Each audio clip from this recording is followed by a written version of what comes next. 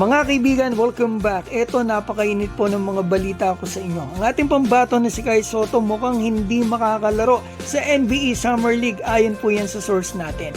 At yung NBA G League player ng Hong Kong, maglalaro nga ba versus Gilas? At makikita nyo rin dito si JJ Mandakit, may pinosterize sa Amerika, gulong.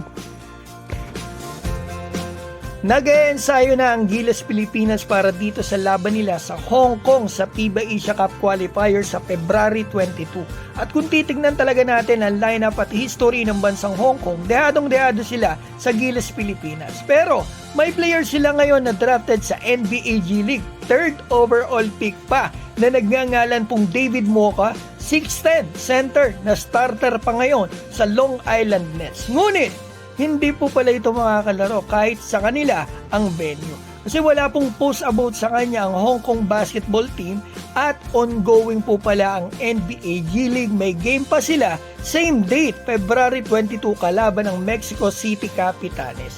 Under po ang G League ng FIBA pero hindi ko po alam kung bakit wala silang break. Pero sayang naman talaga. Mas gusto ko nga makakalaban ng Gilas mga ganitong player, yung mga matataas na drafted sa NBA G League o naglaro sa NBA.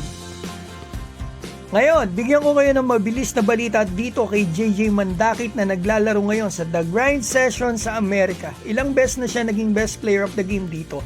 At sa isang game, eto palang ginawa niya mga kaibigan, mukhang naka-steal si JJ. Hinabol pa siya ng big man at sinabayan siya.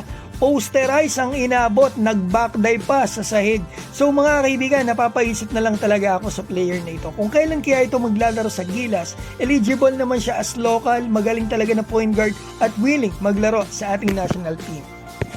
So eto na po ang major topic natin, ang ating pambato na si Kai Sotto. Alanganin na makalaro dito sa NBA Summer League. Sinend ko po sa isang source natin ang inedit ko na picture ng official schedules ng Gilas at Summer League. At tinanong ko kung magkakaproblema ba dito ang pambato natin sa schedules na ito. Ang sagot sa akin ng source, eto likely won't play Summer League. Malamang hindi daw makakalaro si Kai sa Summer League dahil na rin daw mga kaibigan sa bigat ng game schedules ng Gilas at sa kalaban, ito magkasunod pa Latvia at Georgia. So ang tanong, paano ang NBA ni Kai this year? So ito po ang opinion ko dito mga kaibigan. Maganda na mukhang Gilas ang priority ng kampo ni Kai kung kailangan talaga mamili sa Summer League o Gilas Games. Kasi subok na ang Summer League mga kaibigan, priority nila, drafted nila at mga G League players nila. Para saan pa kung maglalaro ka sa NBA Summer League kung hindi ka naman palalaro? 3 games lang hindi maglalaro. Tapos yung 2 games mababangko ka pa, di ba? So makikitaan ka ba ng magandang exposure kung hindi ka makakalaro ng maayos? So eto, sa Gilas, pag naglaro dito si Kai sa Latvia at Georgia, magandang exposure yan. Kasi mga kaibigan, may playing time. At eto, may play para sa kanya. So ito kalaban niya, Georgia, may 2 NBA players dyan. Yung isa player ng San Antonio Spurs ngayon, si Sandro Mamuke Lashvili. 6'9" yan mga kaibigan. At yung isa, makakalaban ni Kai, sentro ng Orlando Magic, si Goga Bitadze. Magandang pagkakataon yan sa ating pambato para patunayan yung sarili niya sa Orlando Magic. Kasi binangko siya dyan ng Summer League, ilang beses pa siya hindi pinalaro. I'm sure panonoorin niya ng NBA team na yan. At kinabukasan yan, makakalaban ni Kai ang Latvia home court pa nila. Posted na rin nila sa official page nila na maglalaro ang 2 NBA players nila. Kristaps Porzingis, 7'2" center ng Boston Celtics at Davis Bertans, 6'10" ng Charlotte Hornets.